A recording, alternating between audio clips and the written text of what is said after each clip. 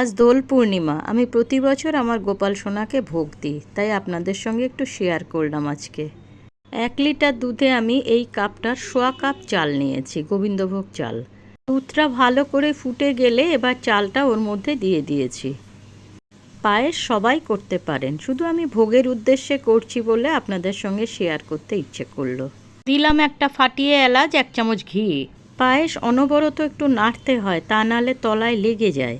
কড়াইয়ের কোনার সরগুলো চেঁচে চেঁচে মাঝখানে দুধের মধ্যে নিয়ে আসবেন, তাহলে ওটা ঘন হয় খুব তাড়াতাড়ি, আর সেটা টেস্টিও হয় খেতে।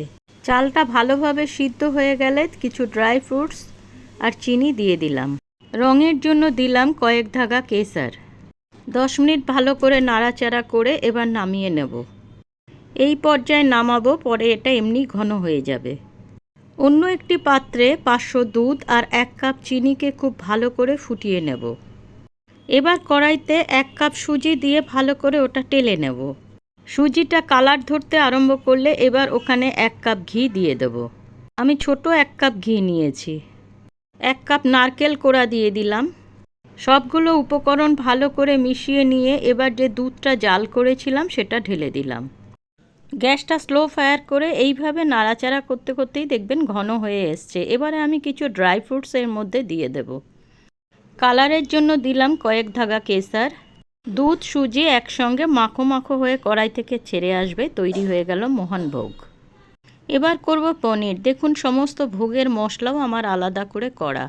নুন হলুদ দিয়ে মাখিয়ে পনিরগুলোকে তেলে হালকা করে ভেজে নেব। ওই তেলেই দিয়ে দিলাম 1 চামচ চিনি। চিনিটা সম্পূর্ণ তেলে গুলে গেলে এবার দেব তেজপাতা, শুকনো লঙ্কা, কাঁচা লঙ্কা, গোটা জিরে। দিলাম বড় 3টে টমেটো কুচো করে কাটা। দিলাম হলুদ, জিরে, ধনে, কাশ্মীরি রেড চিলি পাউডার, পরিমাণ মতো নুন। আমার নিরামিষ শিলপাটাও নেই, মিক্সিও নেই, তাই আমি কিছু আর মশলা দিতে পারি না।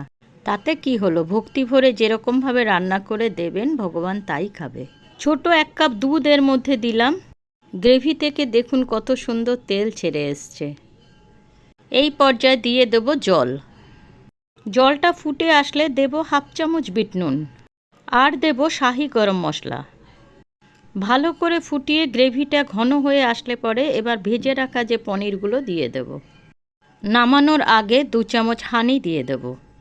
তৈরি হয়ে গেল আমার গোপাল সোনার পনির পসন্দা।